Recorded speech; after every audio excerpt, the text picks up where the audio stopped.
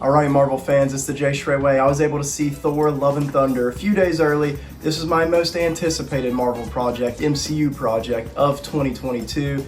So I want to get into my thoughts. This is the fourth Thor movie, and it's the first time we've had a solo character get a fourth movie. So I was wondering, as soon as they announced it and they gave us that 80s rock font of the title, Love and Thunder, what the hell is this? It looks like some 80s stuff. It looks retro, a lot like Ragnarok did. Same director, Taika Waititi. He absolutely nailed it with Ragnarok, making everybody a Thor fan, giving Thor a proper makeover, getting away from that Shakespearean dramatic stuff, going into the fun 80s Flash Gordon feel that that movie had. It also had awesome action and some of the best clever comedy we've seen in a superhero movie.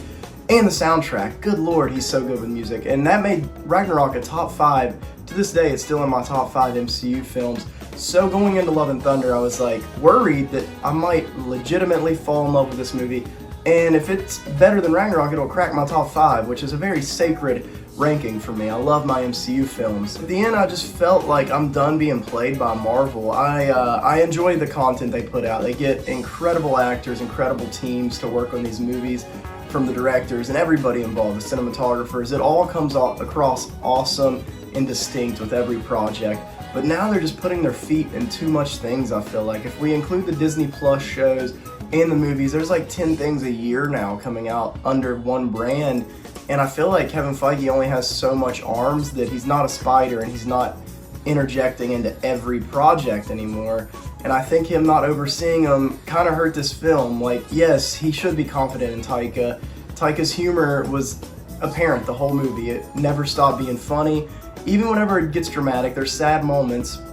And as I've said 100 times on my channel, I'm an easy cry, especially when it's characters I'm really close to and I've spent years with, like the characters in this movie.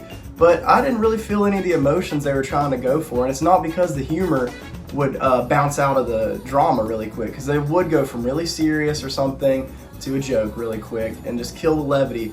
But that didn't get to me. It's just the emotions weren't working for me with any of the characters, to be honest. I hate coming out of the gate like I'm slamming the movie, but I was genuinely surprised at how much this movie just didn't hit for me.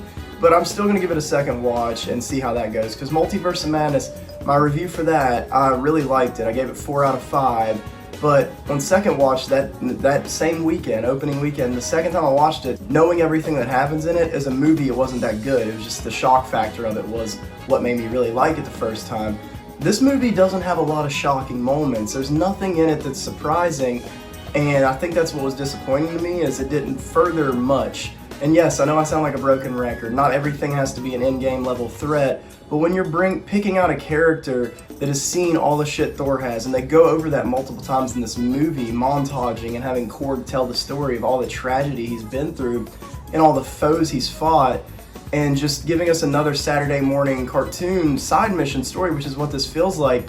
It just feels like, what's the point at this day and age, at this time period in the MCU? What is the point? How does this even fit in? And that's the question I have at the end, is I really don't understand what the purpose of this movie was. I know I sound shitty, because the movie especially has a positive message and it goes through some deep concepts, and walking out of it, you should feel a certain type of way. You should feel a lot of emotions. And I mean, I really didn't get hit by too many of the emotional moments, like I said. Just being a diehard MCU fan and consumer and being so used to their methods and their trailers and all these things, it's starting to just get to the point where it's like, yep, I know what's gonna happen like the back of my hand. And this movie falls into a lot of the, like, while it's still very different, this movie is so distinct in its dialogue and writing and direction, it still goes for the typical MCU beats. And it just felt like how Doctor Strange did, in a way, where it was going for the stars and they're getting really wild with it and going to crazy places, but it always felt contained and like a side story. The entire movie just felt like a side mission that Thor, 10 years from now, 5 years from now, when he's in a movie with all the other characters and Avengers again, he's not even going to mention it to, and nobody would ever know. That's what's upsetting, and that leads into the characters. The one that I want to start out with the most is Gore, Christian Bale. He was really the selling point of this movie for a certain amount of people, because it's Christian Bale. You see his name, and it's a bold move to cast him in anything, especially something like Marvel that is so big and has all these eyes on it at all times. So seeing Christian Bale jump into this was so exciting from day one. And yes, I've been on the hype for over a year now waiting to see this character. And what we get is a very predictable Marvel villain doing cool things. His power set is amazing. I loved all the action with him. Christian Bale gets really physical. All the characters, Hemsworth, Thor, everybody gets physical in it. And the fight scenes were actually really impressive, and they do some creative stuff. But Gore especially, his power set's awesome. It plays with shadows and stuff like that. I don't want to spoil too much, but I just think he didn't really feel like a grand scope villain. And I wasn't saying I wanted a new Thanos with him, but Christian Bale is like a grand scope actor, and he's somebody that you want to make an investment in. And I just thought the way they handle him is just like, okay, this could have been any actor, I guess. Like, you get a lot because it's Christian Bale and he's doing some wild face acting. But at the end of the day, the way the story is written for Gore, it's like, yeah, this could have been another actor. So I feel like they used Christian Bale's name for clout just to get attention, because the character wasn't explored all that much. What you get with him is very cool, and you get to learn why he's doing what he's doing. His motives are great, like some of the best MCU villains, but I can't say he's one of my favorites because while he does have some awesome scenes, and when he's on screen, he gets a few minutes of screen time every time he shows up, he just felt chopped out of the movie a lot.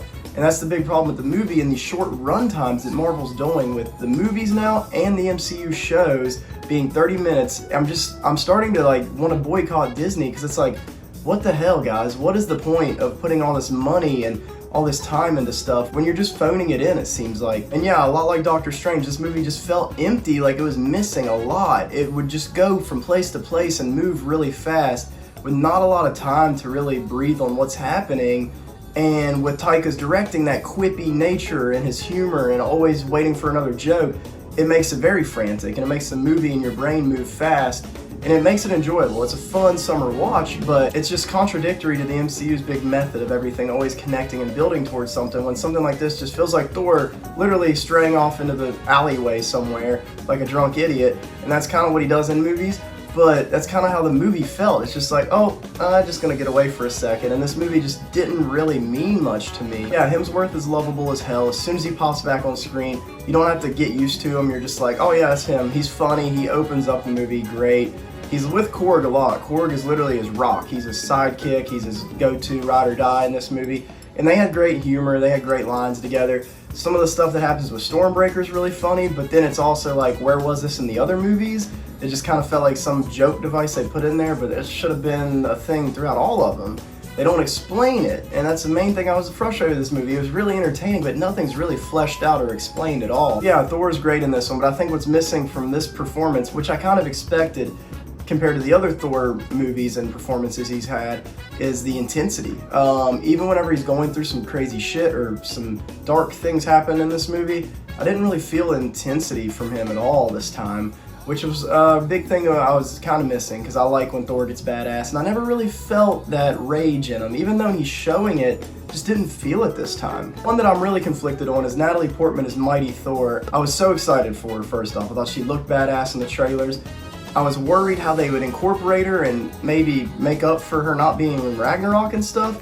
And at the end of the day, yeah, it just felt like, hey, we need a fourth Thor movie, let's call her in. We don't have any other ideas, let's do the girl Thor, let's do Lady Thor. They do it, and they give her proper story, but it's kind of just jarring when they jump right into her scene, because we go into a scene with Jane Foster, and we're like, oh, okay, here she is, and they kind of explain gaps and why she's been gone, but it's just like, yeah, but you weren't in Ragnarok just because there was creative differences, like, because you could have easily had a scene in that movie too, a side scene, other than a throwaway line that Thor used to low-key. So I just felt like it was almost, it made the movie seem kind of sad, because it's like, yeah, you don't have ideas, so you're just going to force this in here now to make the fourth Thor movie because he's a recognizable name, and making it almost a cash grab is kind of insulting. And yes, I know this movie had, like I said, this movie has good messages and morals. It just felt stale to me the whole time, and stuff that was written weird on paper but translated really bright and poppy on screen.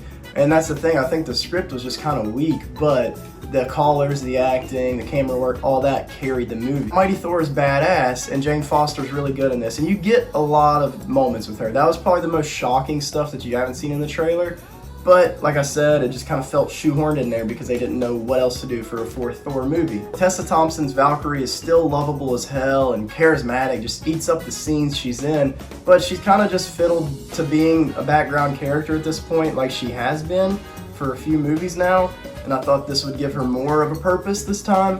but she's kind of just there to just walk around with them. And that was another thing that annoyed me, but I'm still happy she was there because she's entertaining when she does get lines and does things. And then the ultimate bros bro, Korg, is back, and that was the one I was actually most worried about going into the movie because it's Taika's character, he plays him.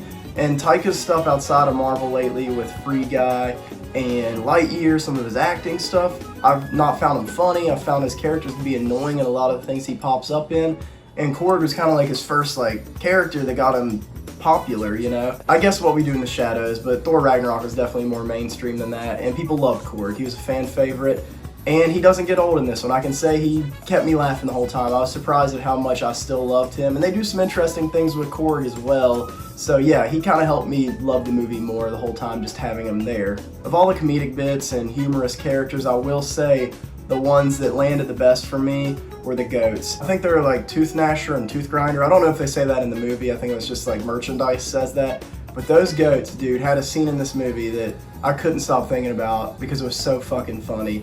Like, it happens in a kind of serious moment, and it goes into a serious moment, and I just had to make my brain stop because it was something that just genuinely tickled me. I thought it was so fucking funny, and they're stupid, and they're just buffoons, and they have no reason being there, really. They're not even explained, and that's what makes it funny. They're just these obnoxious ass goats that are ugly as hell, and they were absolute scene stealers. Last bit of characters I really want to talk about are the Guardians of the Galaxy, which one thing this movie did really good was get me excited for Guardians 3. But that's what Marvel's annoying me with, is always being an ongoing commercial and never really treating something definitively like one singular project.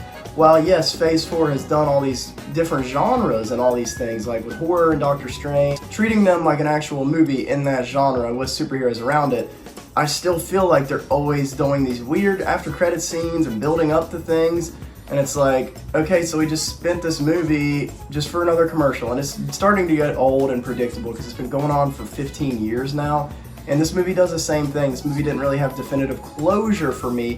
While there is some closure with certain characters, they still leave a lot of things up, and oh, this might happen or this might happen, and I was sick of that. Back to the Guardians, don't have much to say about them. They're beautiful as ever to see them. I love them. I love every one of them. They're funny. Peter Quill probably has the most lines. I don't even know if Drax had a line, but pretty much what you saw in the trailer is it. There's a few more lines outside of the trailer, but yeah, I mean, I didn't expect them to be in the movie a lot, but I don't get why they put him in the trailer, because it would have been cool to just be more surprised by him. Because yeah, it's maybe like 4 minutes of screen time total. I've heard people say they're in the first act of the movie a lot. They're montaged through there, but I don't think they were really important characters at all. And once they depart, it doesn't really make sense because Thor needs more help. And it's like, well, you just fucking were with them, so I don't get it. I don't get it anymore why they don't just call each other up more frequently, especially when they're in movies with each other and they're putting them together, and then they take them away whenever they need them, you know, with these crossover events and solo movies. It's something I've waited to see for a while, and I don't think they're handling it right yet. I know this review sounded negative, and it's more because I'm fed up with Marvel and Disney's formula and the things they're doing to us, and I feel like they're starting to play us as an audience. It's getting a little frustrating and making me less excited with everything going on and all the things they got coming up. I don't know what to think anymore. I think this movie was very entertaining, but the best way I could sum it up is just cute. It was a cute, sweet movie. All the characters were really sweet. Mighty Thor is a very endearing, sweet character, and I'm excited to watch it again, and hopefully in the second watch I'll like it more. I'm going to see it Thursday with an opening night crowd, see if it makes it a little better. As of now, I'm going to give Thor Love and Thunder 2.8 out of a possible 5 gold blooms. A little over average for me. It's just not sticking with me the way I thought it was gonna. I'm really excited to watch it again and pay more attention to Gore. So thanks for tuning in, guys. Let me know what you think if you see it this weekend. Let me know what you think the funniest moment is, because that's what this movie does exceed on, is the comedy. It's funny as hell, about just as funny as Ragnarok, if not funnier, but I still would say Ragnarok is the better Thor movie. And for Marvel movies this year, I'd still say Doctor Strange has a little bit of the edge over Thor Love and Thunder, which I was surprised to say because I was way more excited for this one. It's the Jay Shrey Way. Like and comment. See you next time.